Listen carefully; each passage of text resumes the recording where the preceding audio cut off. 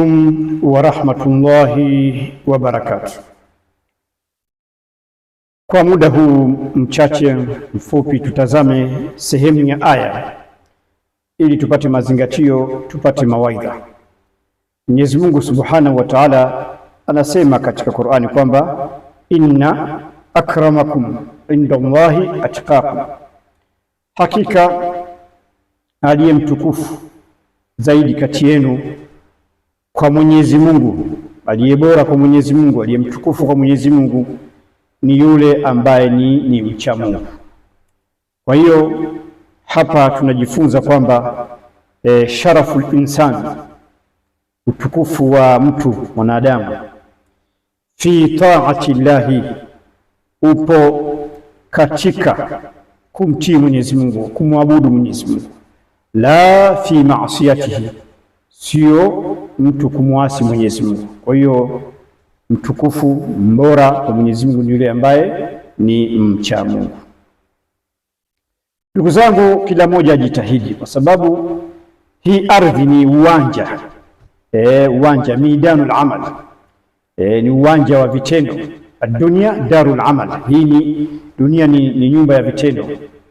Kwa hiyo kullu ardhin, kila ardhi ambayo unatembea unaikanyaga, unakwenda huku na huku kila sehemu mbalimbali, hadi takunu nihaya, bila shaka iko siku hiyo ardhi ambayo unaikanyaga utaiacha, utaondoka, yenyewe itabaki.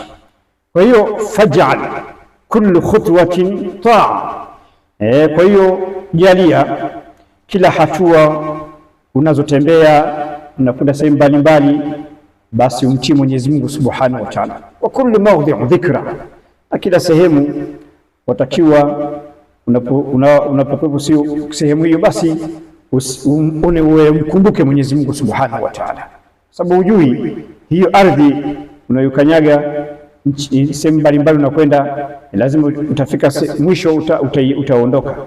Kama Mwenyezi Mungu Subhanahu wa Ta'ala anavyosema, wama tadri nafsun bi ayi ardhin tamut, wala nafsi yoyote haijui itafia katika nchi gani, hakuna anayejua. Kwa ni kumwomba sana Mwenyezi Mungu akujalie uwe na nguvu katika kumtii Mwenyezi Mungu, kumwabudu Mwenyezi Mungu Subhanahu wa Ta'ala, katika matendo, uwe na imani nzuri. Hata ukiondoka katika hii dunia uondoke na kauli thabit, neno ambalo la imara, yani shahada an la ilaha illa Allah wa anna Muhammad rasulullah, ndio uondoke nayo hiyo kauli thabit, kama Mwenyezi Mungu Subhanahu wa Ta'ala anavyosema katika Qur'ani kwamba yuthabbitu Allahu alladhina amanu bilqawli thabit fil hayati dunya wa fil akhirah. Mwenyezi Mungu huwatia imara wenye kuamini kwa kauli ya imara, uimara katika matendo yao, katika imani zao, na ukiondoka katika hii dunia anaondoka na nini? Na shahada. Kwa hiyo ni kumwomba sana Mwenyezi Mungu Subhanahu wa Ta'ala akupe kauli thabit, na ndio mwisho mzuri, ile uondoke na shahada, unaondoka nayo mwisho wa pumzi katika ardhi hii ambayo tumesema ni maidanul amal, ni uwanja wa matendo. Kwa hiyo kila nafsi itazame inayoyatanguliza kwa ajili ya kesho, na Mwenyezi Mungu anasema ya ayyuhalladhina amanu, ya ayyuhalladhina amanu taqullaha waltanzur nafsun ma qaddamat lighad, enyi mlioamini mwogopeni Mwenyezi Mungu na kila nafsi itazame inayotanguliza kwa ajili ya kesho. Na mara nyingi tunasema akhira imeitwa kesho kwa sababu lianna arrahil karibu, safari ya kuondoka sisi ni ipo karibu, ndio maana akhira ikaitwa kesho.